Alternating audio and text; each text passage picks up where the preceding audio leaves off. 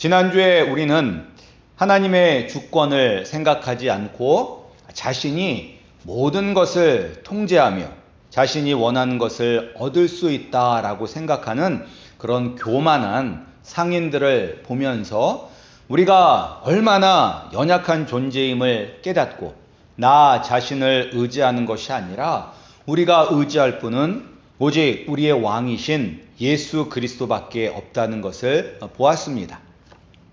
오늘은 이 야고보가 부자들에게 직접적으로 경고하고 있습니다.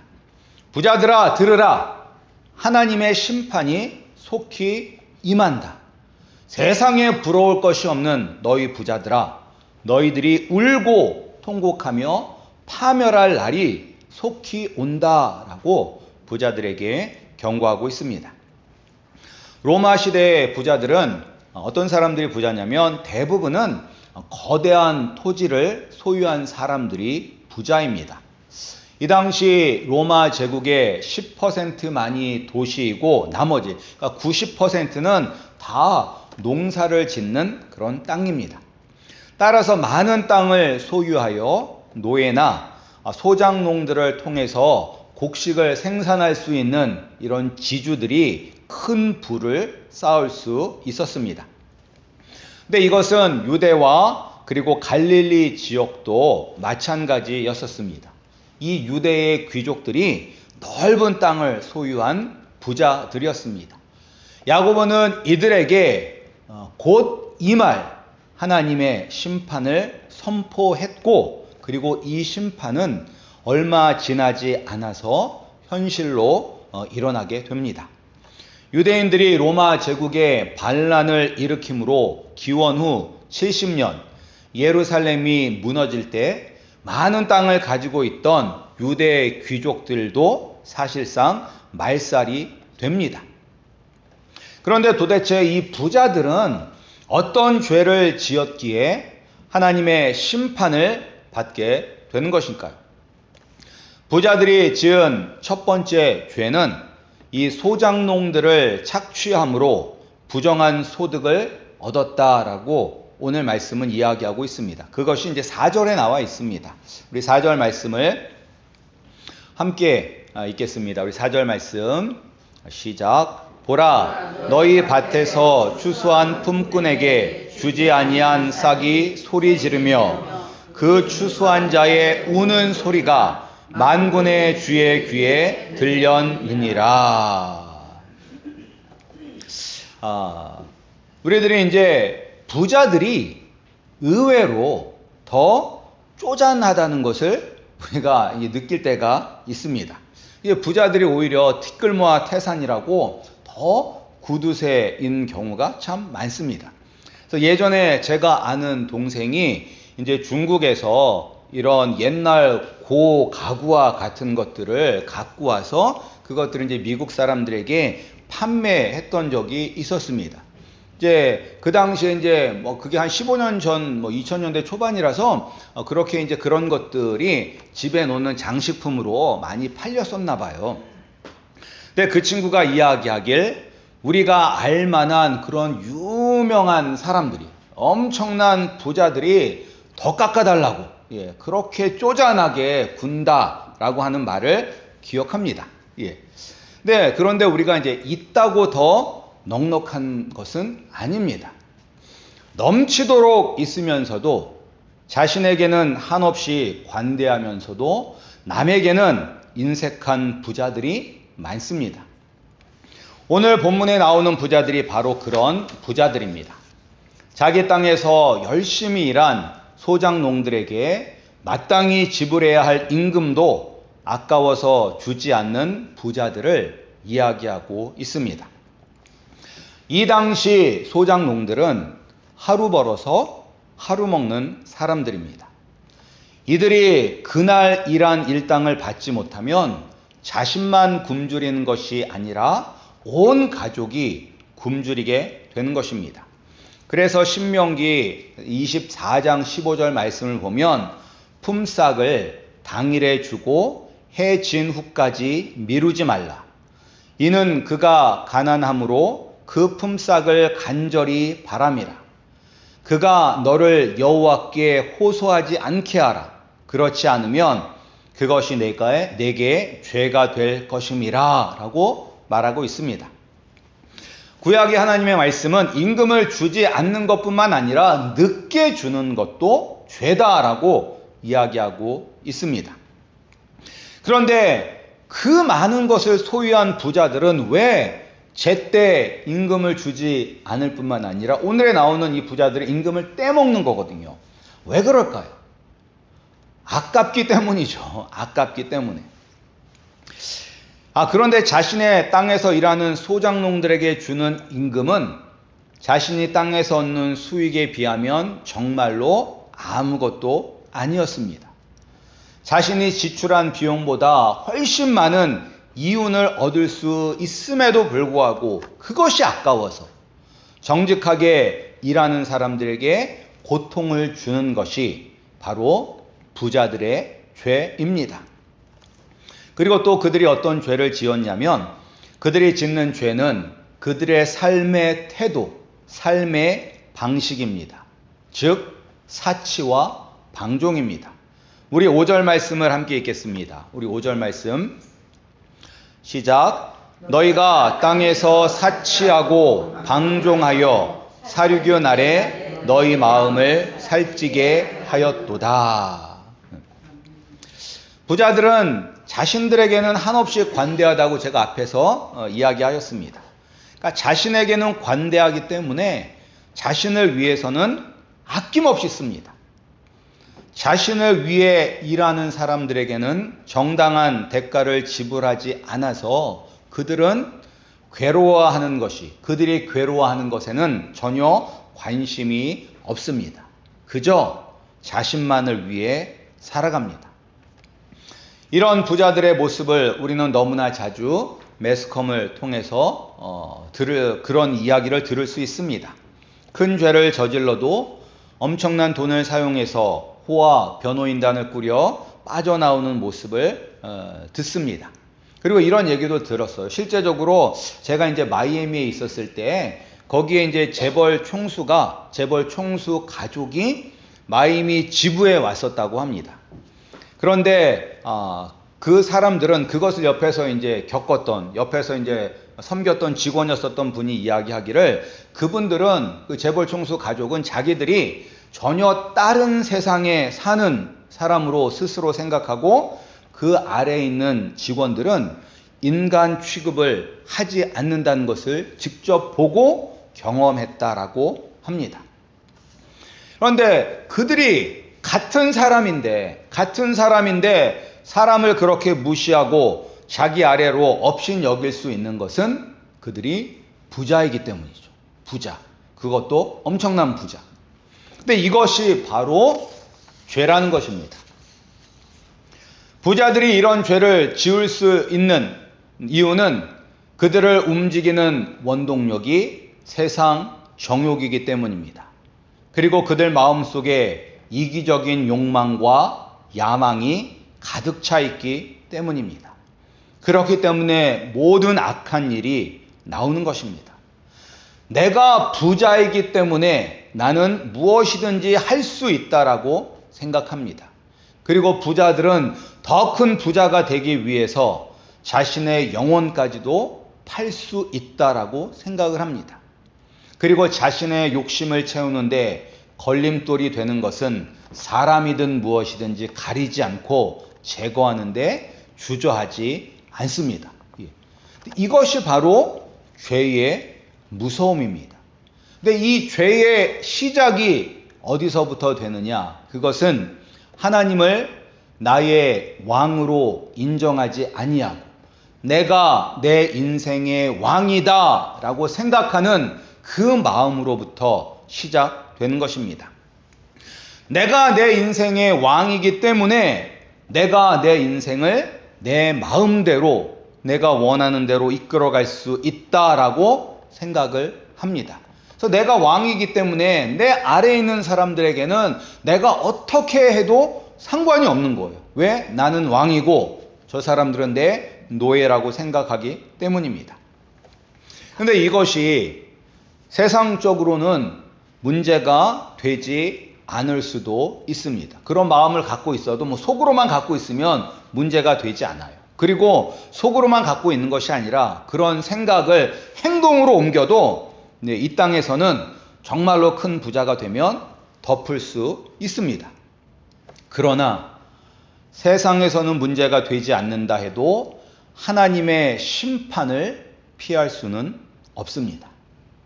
우리의 재물이, 우리의 권력이 우리를 하나님의 심판에서 구원할 수는 없습니다. 우리는 하나님의 심판을 받은 후에 우리는 영원히 삽니다. 사람들은 죽으면 끝이라고 이야기하지만 죽음이 끝이 아닌 것을 사람들은 다 알고 있습니다. 그 이유는 예수님을 모르는 사람이라 할지라도 천국과 지옥이 있다고 믿습니다. 그래서 사람들이 이 세상을 떠날 때 다 좋은 곳으로 가기를 바라는 것을 알 수가 있습니다. 어떤 사람에게도 아유 저 사람 못되게 굴어서 지옥 가겠네 라고 하면 그 가족들은 다 싫어하죠. 믿는 사람이든지 믿지 않는 사람들이 다 좋은 곳에 가셨다, 천국에 갔다라고 해야지 좋아하지 지옥에 갔다라고 하면 좋아하는 사람 하나도 없어요. 근데 천국과 지옥을 믿지 않음에도 불구하고 사람 마음속에 그런 것이 있는 것은 우리가 하나님의 형상으로 지음을 받았기 때문에 이 세상에서 떠나도 죽음이 끝이 아니라 죽음 후에도 영원한 세상이 있다는 것을 본능적으로 알기 때문입니다. 그렇다면 누가 천국에 갈 수 있을까요? 재물이 많은 부자들이 갈 수 있을까요? 만약에 부자들이 갈 수 있다면 세상에 내놓으라 하는 그런 부자들이 천국의 가장 좋은 자리를 이미 맡아 놓았을 것입니다. 그러나 오늘 말씀에 보면 부자들이 믿고 의지하는 재물이 썩는다라고 이야기합니다. 금과 은이 녹이 쓸었다라고 이야기합니다. 부자들이 지었던 죄들, 사람들을 착취하였던 죄, 그리고 사람들을 착취함으로 얻은 이익을 가지고 사치하며 흥청망청 방종하였던 그 죄 때문에 울고 통곡할 날이 가까이 왔다라고 이야기합니다. 재물이 우리를 천국으로 인도하지 않습니다. 오직 우리를 위하여 죽으시고 부활하신 예수 그리스도를 믿음으로 천국에 가는 것입니다. 이 마지막 때에 죽어서 가지고 갈 수도 없는 이 땅의 재물을 쌓고자 애쓰는 것이 아니라 좀도 먹지 않고 녹도 쓸지 않고 도둑이 훔쳐갈 수 없는 천국의 하늘의 재물을 쌓아두어야 합니다. 그런데 우리는 이 본문을 읽으면서 나와는 상관이 없다라고 생각할 수 있습니다. 왜냐? 우리는 큰 부자가 아닙니다. 우리 가운데 수백만 불짜리 집에서 살거나 수천 명을 거느리며 사는 그런 사장님도 없습니다. 우리는 대부분 우리는 다 그저 하루하루 주님을 의지하며 열심히 살아가는 보통 사람일 뿐입니다. 그러나 예수님을 믿는 사람들에게는 하나님이 주신 사명이 있습니다. 그 사명은 이 땅을 정복하고 다스리는 것입니다. 우리를 통해 온 세상이 복을 받는 복의 통로가 바로 우리가 되어야 합니다. 그러기 위해서는 나만 바라보거나 우리만 바라보는 것이 아니라 우리가 더 큰 세상을 보아야 합니다. 오늘날 세상에서 얼마나 많은 사람들이 이 가진 자들, 부자들에 의해서 고통을 당하고 있는지 알아야 합니다. 1999년도에 출판된 책이 있습니다. 그 책의 제목은 왜 세상의 절반은 굶주리는가 입니다. 그래서 이 책의 저자는 UN 식량 특별 조사관이었습니다. 근데 이 사람은 이제 먹을 것이 없어서 굶주리는 사람을 돕기 위해서 세계 각곳을 돌아다니면서 그가 알게 된 진실을 자기 아들과 이 대화하는 형식으로 풀어서 쓴 책입니다. 그런데 이제 그 책에 따르면 1999년 당시 세계 인구의 몇 명이 만성적인 영양실조로 신음하고 있다라고 썼을까요? 몇 명 정도가 만성적인 영양실조로 신음하고 있다고 썼을까요? 몇 명이었냐면 이 당시 10억 명이. 이 당시 인구가 뭐 60에서 70억 정도라고 하거든요. 근데 10억 명, 6명 중에서 1명, 7명 중에서 1명이 만성적인 영양실조로 신음하고 있다고 합니다. 그리고 10억 명의 사람들이 하루에 몇 달러로 버티며 살아갈까요? 몇 달러? 10불, 20불, 아니면 100불? $1, 1불. 하루 1불로 10억 명의 사람들이 살아간다고 합니다. 4분마다 어린이 한 명이 비타민 A 결핍으로 시력을 잃고 있습니다. 그리고 10세 미만의 어린이가 5초마다 한 명씩 기아로 사망하고 있습니다. 그러니까 어떻게 보면 우리는 아무리 힘들고 어렵다라고 이야기해도 그런 세상에서 가장 잘 사는 사람들 가운데 속한 사람들입니다. 우리는. 근데 이런 이야기가 믿어지십니까? 10억 명의 사람들이 만성적인 영양실조로 신음하고 있고 10억 명의 사람이 하루에 1불로 살아가고 4분마다 시력을 잃고 5초마다 한 명씩 죽는다는 이야기가 이게 믿어지십니까?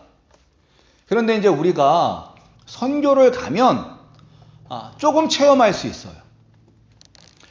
제가 IT에 선교하러 갔었을 때 이제 그 지역 사람들에게 한 끼 식사를 이제 제공하는 일을 했었어요.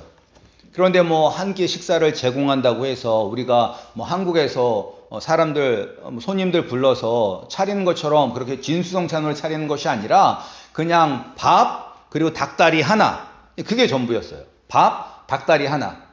이것을 먹기 위해서 몇 명이 몰려왔냐면 500명이 몰려왔어요. 500명이. 그거 하나 먹으려고. 여러분들은 여기 있으면서 누가 야 맨밥에 닭다리 하나 줄 테니까 밥 먹으러 와 하면은 가시겠어요? 아유, 안 먹고 말지 하면서 내가 그거 먹으려고 거기까지 가냐? 라고 할 거예요. 그런데 선교지에 가면 그거 먹으려고 500명이 몰려옵니다. 근데 더 놀라웠던 것은 5살도 채 안 돼 보이는 아이가 그 닭다리 하나를 살만 다 발라 먹는 것이 아니라 오도독변이 그냥 골수까지 그냥 쪽쪽 빨아먹는 것을 보고 제가 놀랐습니다. 막 닭뼈까지 막 부셔가지고 먹는 거예요, 애들이. 그런데 이제 우리 여기 계신 분들 중에서 인도라든지 선교 갔다 오신 분들이 계시는데 아마 이해가 되실 거예요. 거기 사람들이 어떤지를. 그런데 이제 이 유엔 식량 농업 기구에 의하면 이 1999년 시점에 세계의 농업 생산량이 정상적으로 작용이 되면 120억 명의 사람들이 배부르게 먹을 수 있다라고 예측을 했습니다. 지금 인구가 80억 명이라고 합니다. 지구 인구가 80억 명. 그럼에도 불구하고 지금도 먹지 못해서 죽는 아이들이 있다면 그 아이들은 살해당하는 것이다 라고 이 책의 저자는 쓰고 있습니다. 근데 왜 120억이나 되는 사람들이 배부르게 먹을 수 있는데 왜 지금도 사람들이 먹지 못해서 죽어나가고 있느냐? 그것은 부자 때문이다 라는 것이죠. 그 책에서는 이제 유럽연합은 자국의 농민들을 위하여 엄청난 보조금을 지급한다고 합니다. 그래서 그 결과 싼 가격에 농산물을 남반구 국가에 수출합니다. 주로 이제 북반구가 좀 잘 사는 사람들, 남반구가 이제 못 사는 사람들이 많이 있잖아요. 북반구에 있는 사람들이 그것을 재배를 해서 남반구에다가 수출을 한다고 해요. 그것도 엄청나게 싼 가격으로. 그래서 예를 들어서 아프리카에 있는 농민들은 하루에 15시간씩 죽어라 일을 해도 이런 유럽에서 들어오는 그런 싼 농산물과 도저히 경쟁을 할 수 없다고 합니다. 그래서 아프리카 사람들이 게을러서 못 사는 것이 아니라 이런 경제적인 구조 때문에 그들이 하루에 15시간씩 일을 해도 여전히 가난에서 벗어나지 못하고 있다는 것입니다. 거기다가 다국적 금융기업과 강대국의 정치적, 경제적 이익에 따라 좌지우지 되는 것을 알 수가 있습니다. 따라서 잘 사는 나라의 백성들, 사람들을 위해서 불공정하게, 불공평하게 가난한 나라의 사람들, 특히 어린아이들이 고통을 당하고 죽어가고 있다는 것을 알아야 합니다. 이것이 오늘 본문이 이야기하는 죄입니다. 게다가 부자들이 사치와 방종이 죄라고 이야기하는데 하루에 1달러로 살아가는 10억 명의 사람들이 볼 때는 우리도, 평범한 우리도 사치와 방종을 일삼는 사람이 됩니다. 아니, 내가 무슨 사치를 해. 먹고 죽을 돈도 없는데 라고 생각할 수는 있는데, 그런데 우리가 냉장고에서 썩어가는 음식들, 그냥 버려지는 음식이 얼마나 많이 있습니까? 어느 집이든지 정체를 알 수 없는 비닐봉지에 쌓여서 언제 보관하기 시작했는지도 모르는 채 잠자고 있는 그런 음식들이 있습니다.